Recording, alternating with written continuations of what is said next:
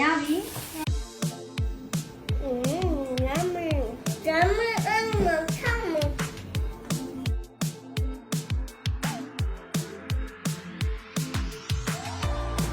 Almost the best make ever in the world.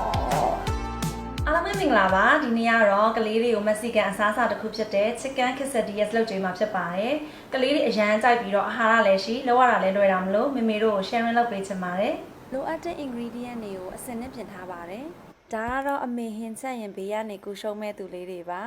သူတို့အကြိုက် formos တောက်ရင်စောင့်နေကြပါတယ်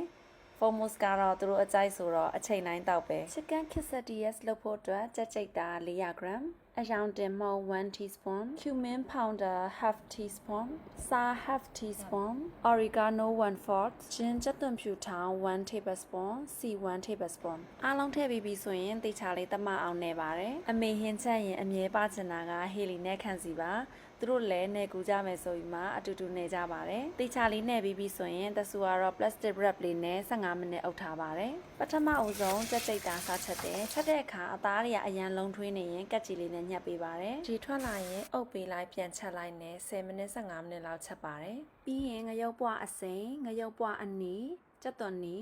ခရမ်းချင်ဒီအားလုံးကိုထည့်ပြီးတော့3မိနစ်ကနေ5မိနစ်ကြာလောက်ထပ်ချက်ပါတယ်ဒီအနေလောက်ဆိုရင်အနံ့လေးတွေမှုေးပြီးတော့ခက်ချောက်လေးဖြစ်ပြီးဆိုတော့ချလို့ရပါပြီတဲအိုရဲစီထည့်ပြီး tortilla sheet လေးချမယ် mozzarella cheese လေးတွေဖြူမယ်ခုနကချက်ထားတဲ့ကြက်သားလေးတွေထည့်မယ်အပေါ်ကနေ mozzarella cheese လေးတွေဖြူပြီးတာနဲ့ sheet လေးနောက်တစ်ပြားကိုထပ်တင်မယ်ပြီးရင်အုပ်ထားပါမယ်အပေါ်အောက်ကနေခဏလောက်အုပ်ထားမယ်ဆိုရင်စားလို့ရပါပြီကလေးတွေစားရတာအဆင်ပြေအောင်တစု၄ပိုင်းဖြတ်ပေးပါတယ်အထဲမှာကြက်သား cheese ပြေးနဲ့ပူပူနွေ့နွေ့မှု့မှု့လေး quesadillas နဲ့ formos နဲ့ဆိုရင်ကလေးတွေအရန်ကြိုက်လို့ပြည့်စုံသွားပါပြီမနက်စာအနေနဲ့ကျွေးလဲသူတို့အရန်အောင်ကြိုက်ပါတယ်မနက်စာဆိုရင် formos ဘူးကြီးတစ်ဘူးနဲ့ quesadillas နှစ်ချက်လောက်စားနိုင်ပါတယ်